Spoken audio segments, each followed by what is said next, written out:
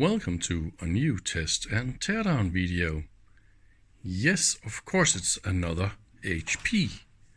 This time it's a model 425A DC Micro Volt Ammeter.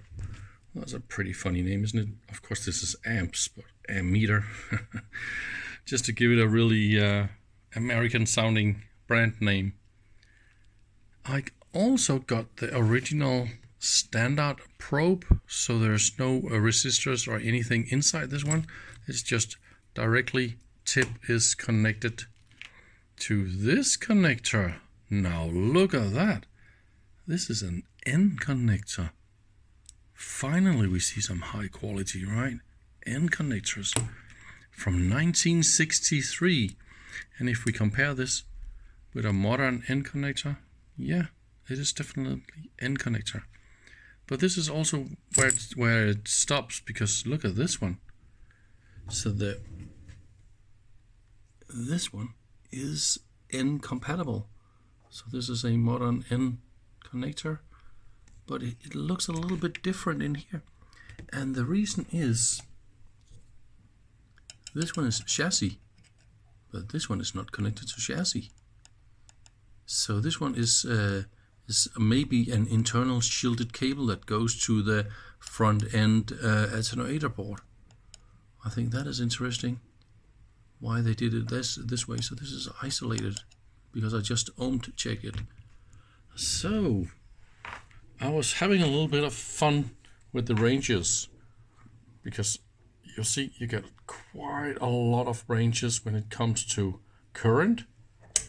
All the settings down here, they don't exist in volts, so I don't know exactly what's going to happen.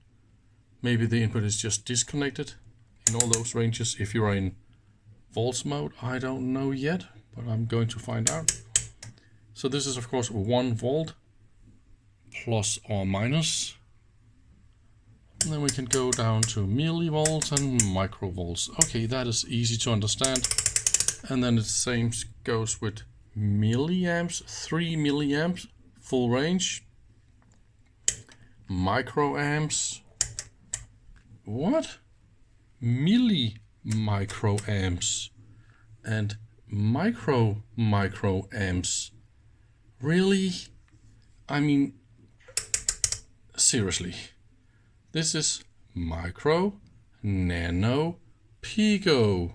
This is how it works today. This is only going to confuse me, really. I have no clue what the heck is micro.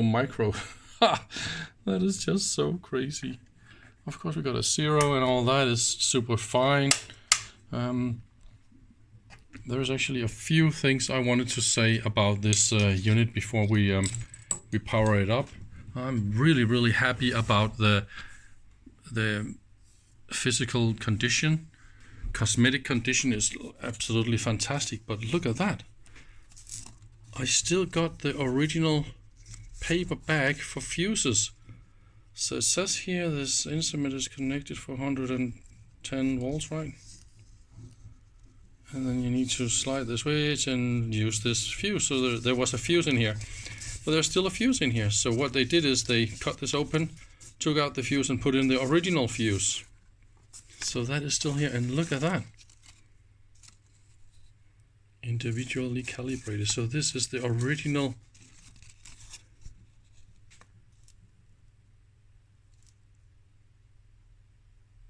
Most accurate. Wow.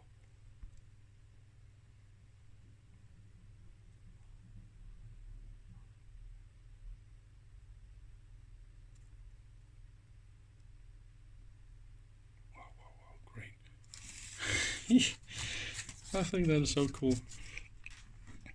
Yeah, I think we should just power it up and see if there's a problem. Oh no. See, there's a part of this. This was a stop sticker. And look, you can also see the tape here. So this was placed over the mains input when this one was put for storage. Oh, this tells me I'm not supposed to power it up before I open it and have a deeper look of what is going on inside. Oh, and also we got an option 1. whatever that is. But it looks like it is set for 230, so that is fine. I better check the fuse and I better open it. I just double checked everything inside. We got no shorts, we got nothing to chassis. I'm just going to power this up slowly using variable mains. And this way we'll be able to see if there's anything bad happening along the way.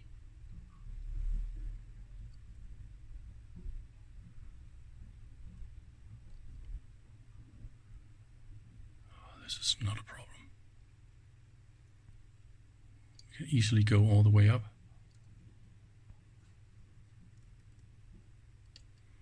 So far so good. We got light. And it is now in the middle. So I'm here for 1 volt, full range. And here in this I got half a volt. Just to see.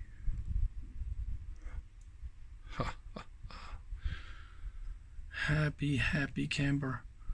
So the thing is that you just, it's not responding to the 0. That is interesting. So is the motor system running? Let's have a look. So because you cannot amplify a million times on DC voltages, especially not using tubes. So what they have done in this unit is absolutely fantastic.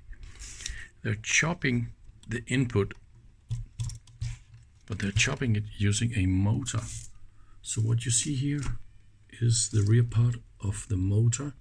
We got 4 bulbs, so that is the light sources. They're just on all the time. And in here there's a motor that spins around with 50 cycles per second, and the light goes through these holes. I don't know if you can see this, and into a detector system here, and you can see it's blinking. It is visible on the video. I can't see this on with my eyes, but this is now a detector rectifier system. And then there's a filter that removes, it says, well, it's twin filter. Oh, cool. Anyway, they remove the mains frequency and get you back the DC. Let's see the input side. This is the flyer from 1955. Look at that, with 10 times previous accuracy. Wow. So they can read very, this is 1 picoamps and 1 microvolts, 10 times previous accuracy. And they even talk about the drift and noise.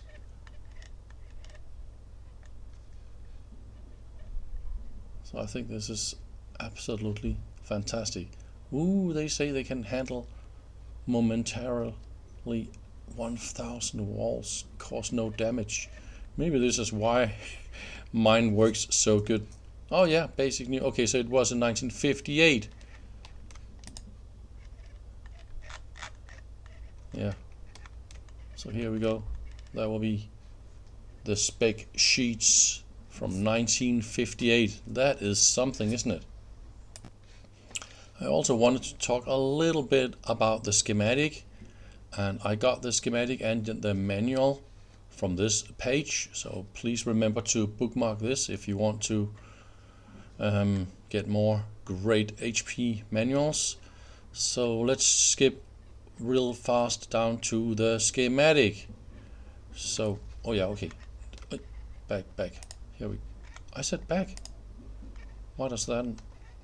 This is what I wanted to show you guys. So this is the block diagram of the whole unit, and this is the modulator that I was talking about with the 2 lamps and the 2 light sensitive elements that chops, and then you can amplify a lot of times.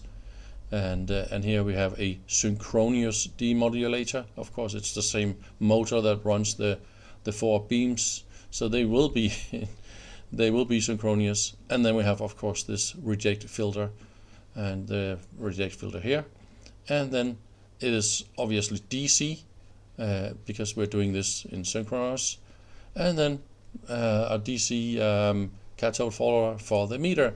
So this is basically what it is when it comes down to the block diagram. I also wanted to show a little bit. Can we go faster down to the, where is it? Hang on a second. It goes too slow for my patience. That is all the different. Yeah, here we go. So this is the box I was talking about, the input, the shielded input box.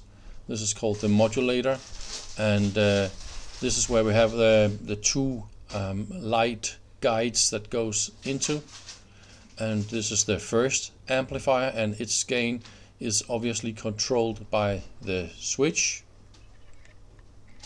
The power supply is a classic tube rectifier, and the voltage regulators, voltage regulator tubes. Nothing new and fantastic about that. Oh yeah, that will be all the current ranges. So we will have a variable, you can say that voltage drop, because of course you have a variable sense resistor for the current. And you see all the gain, all the gain, all the gain, all the gain. And then we are back to the demodulator and the filter that goes into the cathode follower that drives the display. See, here's a funny thing. We got different filter constants for the meter or for the readout. So the meter goes less crazy when it's more and more sensitive, and this is done with these 4 capacitors, and they are selected also by the function switches. And see what they're doing here. They are preloading the capacitors here, because now the capacitors, they're getting really big, and the impedances here, they're really high. As you can see here, everything is really high. So of course they are preloading the capacitors here with the DC voltage, and that is of course so we don't hammer the meter if you want to move the meter or the function switch up and down. So that's a pretty neat detail. So this is the input connector and the input system here. Look at that. So that will be the bulbs, and in here again we got some stuff that is rotating and blocking the light. Light goes through those light guides into the system in there. I don't know if we can see. It is blinking. Yeah, I think we can actually see that it's blinking. Look at that. So that goes in here. I definitely want to go and have a look in here. And by the way, when you see stuff like this, those capacitors, they're directly mounted to chassis, and this is my ground. But this one is isolated. That means don't touch that one, because we got tubes and nasty stuff here.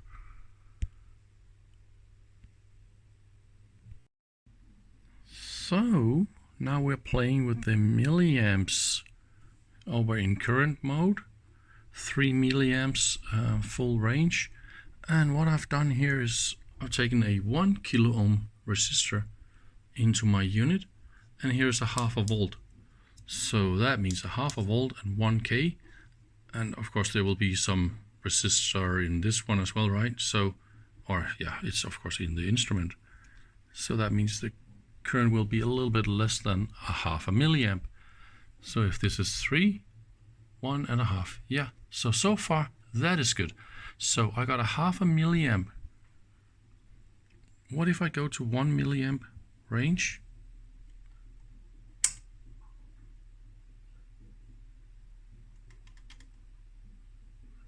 Okay, we got a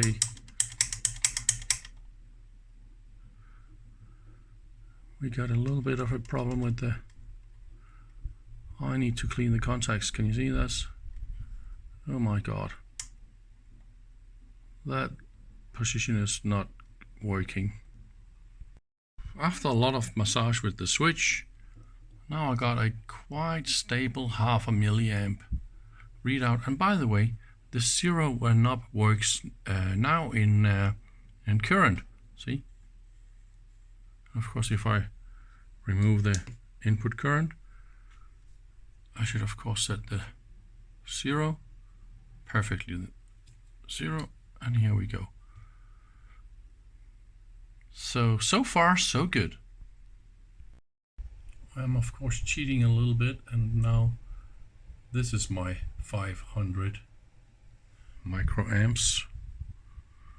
Right, so I'm now in 3 milliamps full range, and then I got 0.5 milliamps. So that is fine. Look how accurate that is, as accurate as it can possibly be.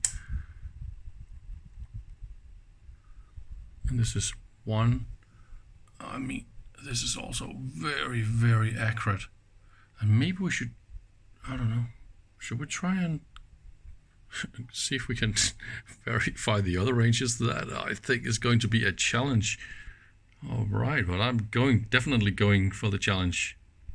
Okay, so I believe this is about 5 microamps, and we are now in the 10 microamp full range, and we got exactly what we asked for.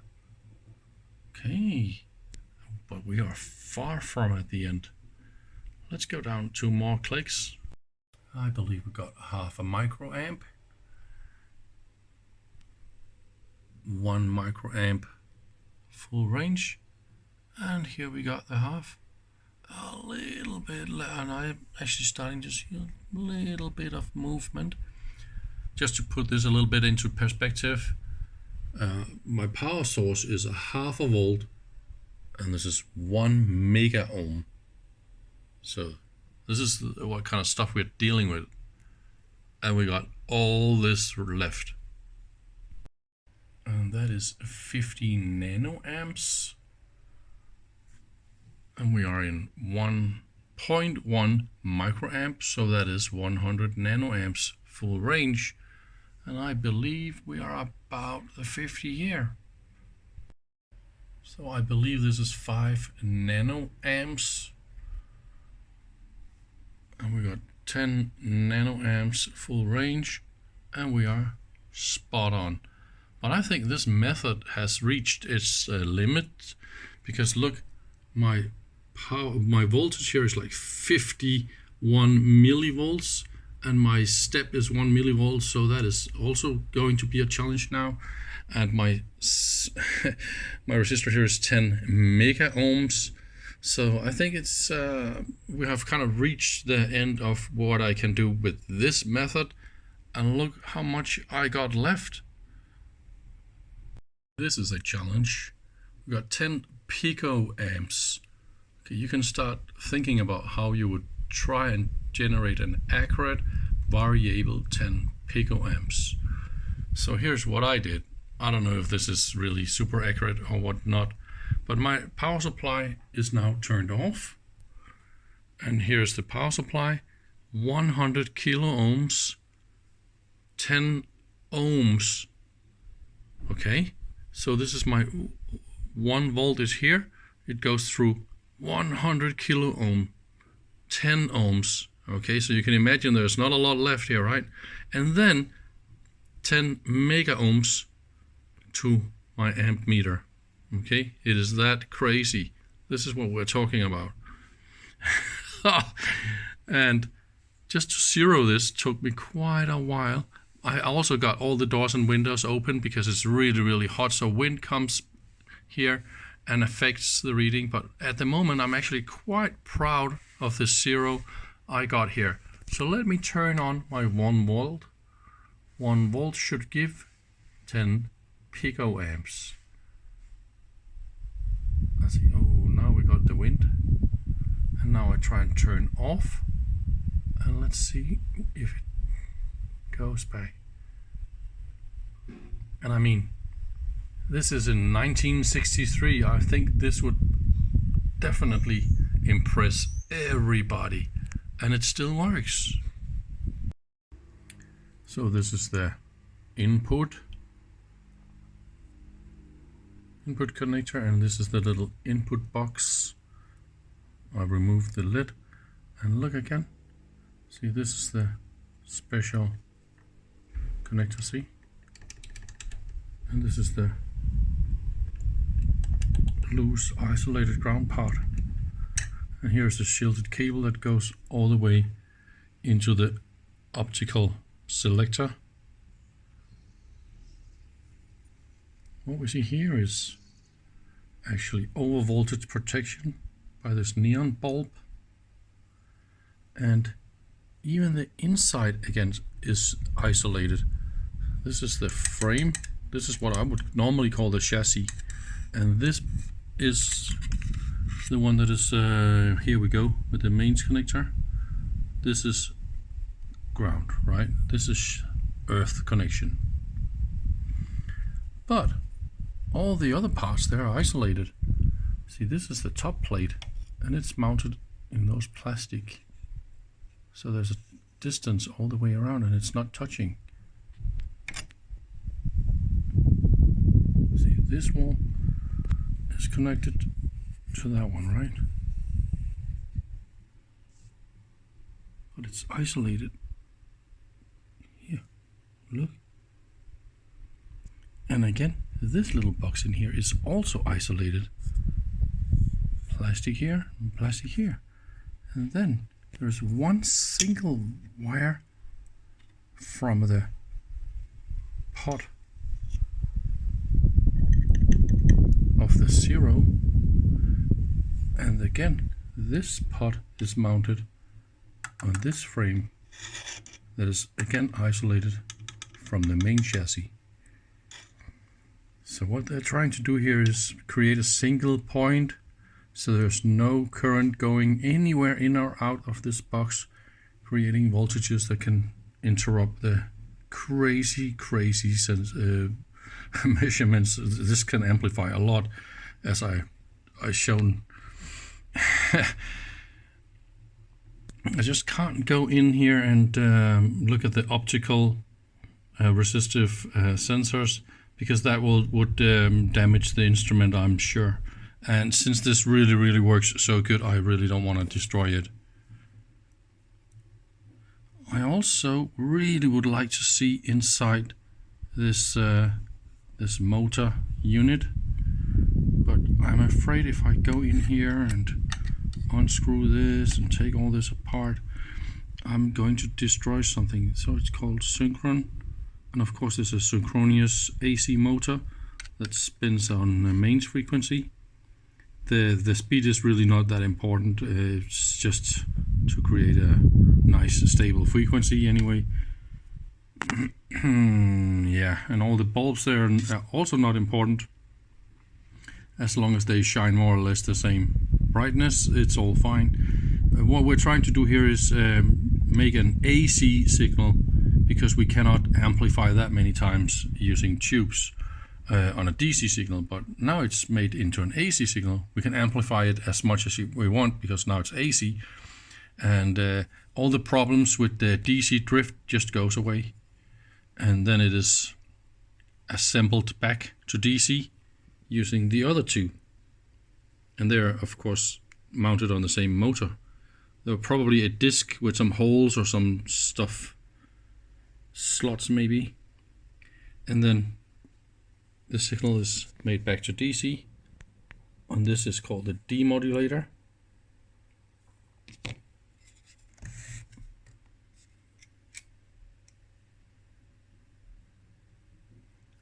I mean, it's beautiful made. We see PCBs and all this flying component mounting at the same time in this unit. So they kind of like to do everything at the same time. There's also selenium diodes and high voltage rectifier diodes, as well as voltage regulator tubes, and they're also using xenodiodes in this unit as well. So they're just using whatever technology they kind of want.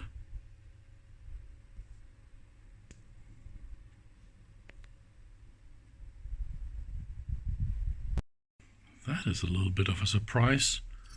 So this is the filter. Call it red and blue. 20 filters. And that is a ceramic substrate with pump meters in it, and it looks like it is in a socket. Really? Can I just...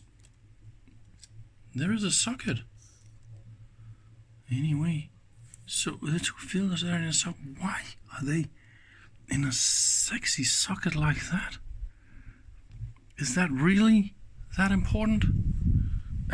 I just love HP products. They sometimes surprise us with all this over engineering and just let's do everything as good as is technically possible at no cost spared. What the heck? I was able to pull this up, and hey, see, it's absolutely homemade, epoxy casting and everything. Ah. Ay, ay, ay. I bet we're not going to touch those trimmers.